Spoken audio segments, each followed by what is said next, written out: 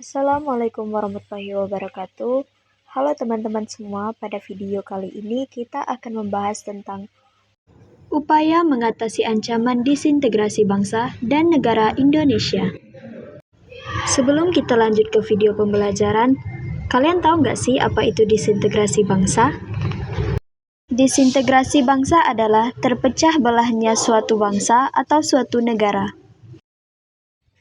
Nah, di sini kita akan membahas lebih lanjut tentang disintegrasi bangsa. Tonton sampai habis ya videonya. Di sini kita akan mulai dari KD 3.1, yaitu menganalisis upaya bangsa Indonesia dalam menghadapi ancaman disintegrasi bangsa. Antara lain, PKI Madiun tahun 1948, DITII, APRA, Andi Aziz, RMS, TRRI, Permesta, dan Gerakan 30 September. Tujuan kita di sini belajar bagaimana setelah bangsa Indonesia merdeka. Ternyata masih banyak pergolakan dari dalam negara Indonesia sendiri. Nah, di sini nantinya kalian bisa melihat pergolakan yang mana saja. Di sini saya dan teman saya akan menjelaskan perjuangan menghadapi ancaman disintegrasi bangsa. Itu bisa dibedakan menjadi 3 kepentingan. Yang pertama adalah kepentingan karena ideologi, yang kedua yaitu karena kepentingan, dan yang ketiga yaitu karena adanya sistem pemerintahan. Oke, di sini kita akan bahas satu persatu. Yang pertama-tama adanya perbedaan ideologi. Yang pertama ini dibagi menjadi 3, yaitu PKI Madiun pada tahun 1948. DITII, kemudian Gerakan G30. Pertama, kita akan membahas tentang PKI Madiun, yaitu karena rekonstruksi dan rasionalisasi angkatan perang yang membuat kader komunis TNI menjadi berkurang. Kapan itu terjadi? Yaitu pada tanggal 18 September 1948.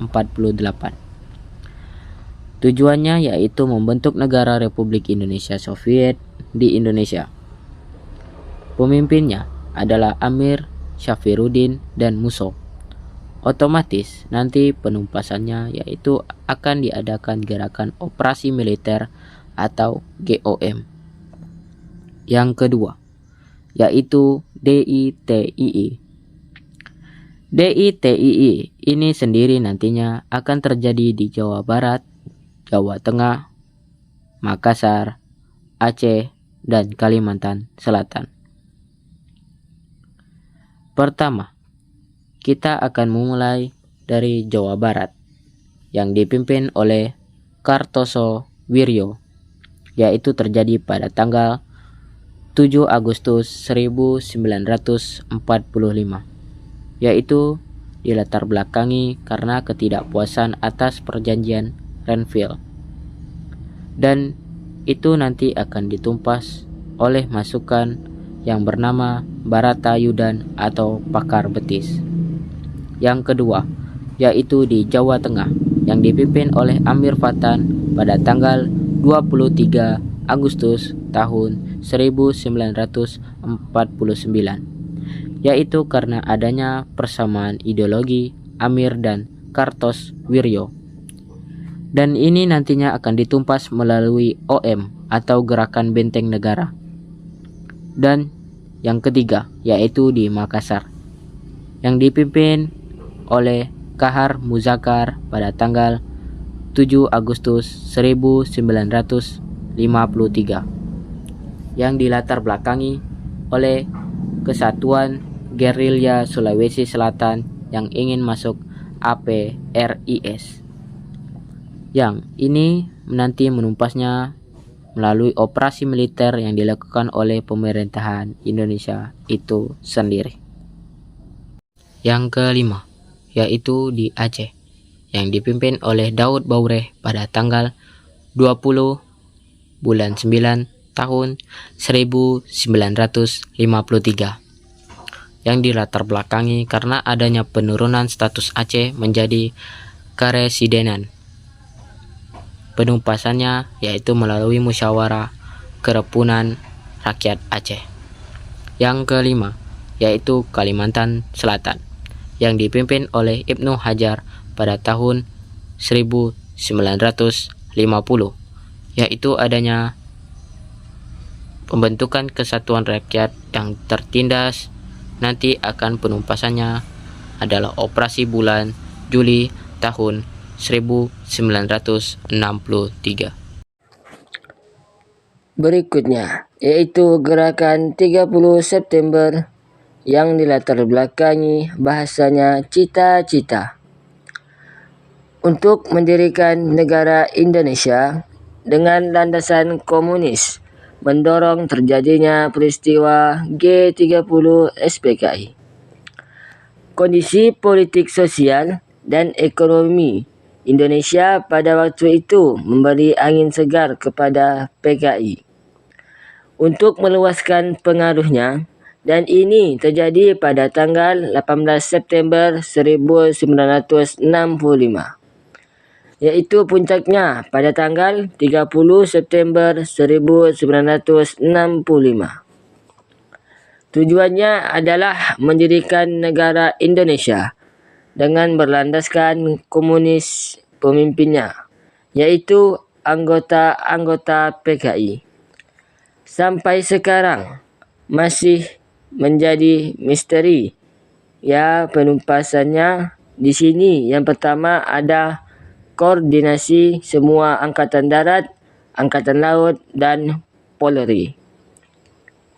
Yang kedua, merebut daerah-daerah yang ditempati para PKI, di antaranya RRI, Gedung Telkom, Monas, dan Istana Merdeka, Bandara Halim Perdana Kusuma, dan juga berikutnya adalah pencarian para jenazah jenderal para PKI. Dan yang keempat, operasi penumpasan G30 SPKI dilanjutkan ke daerah-daerah yang mendukung PKI.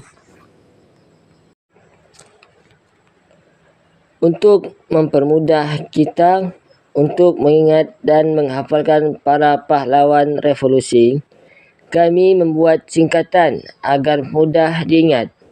Di sini kami singkat menjadi SU, SU, PA, HA, YA, NI, PA, TEN. Di sini bisa kalian lihat siapa saja tokohnya yang sudah menjadi pahlawan revolusi pada saat G30 SPKI.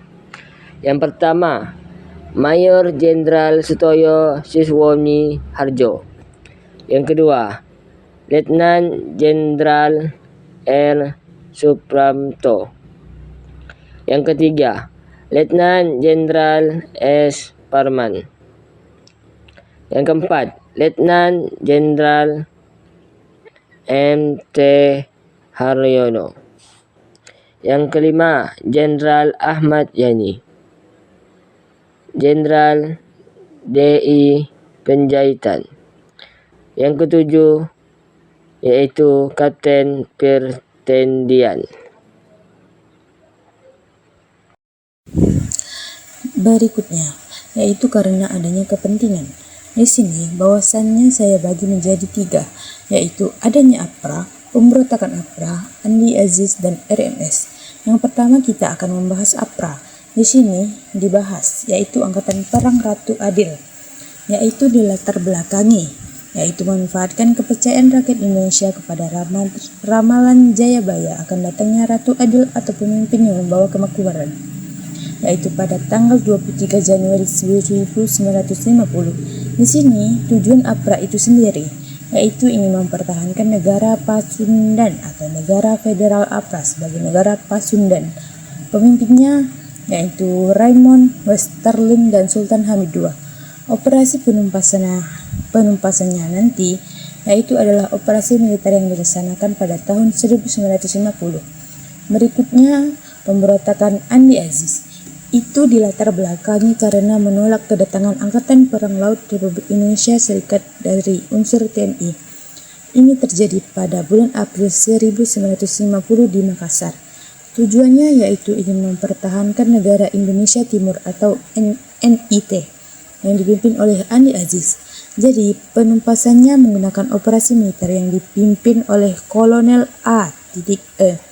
Kaliwarang pada tanggal 15 April tahun 1950. Kemudian RMS yaitu Republik Maluku Selatan dilatar belakangnya yaitu karena penolakan terbentuknya NKRI dan penolakan penggabungan daerah-daerah negara Indonesia Timur ke wilayah NKRI, yaitu terjadi pada tanggal 25 April 1950. Tujuannya yaitu ingin mendirikan Republik Maluku Selatan atau RMS yang dipimpin oleh Master Torser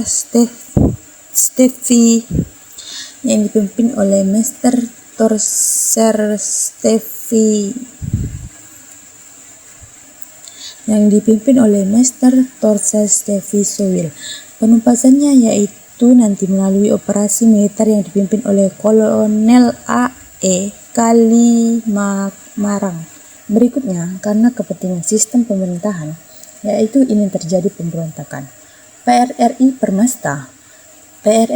dan Permasta di sini adalah latar belakang dari PRRI Permasta, yaitu sama-sama diakibatkan ketidakpuasan dari beberapa daerah di Sumatera dan Sulawesi terhadap alokasi biaya pembangunan dari pemerintah pusat. Terjadinya kapan? Yaitu kalau PRRI tanggal 15 Februari 1958, kemudian Permasta pada tanggal 2 Maret 1957.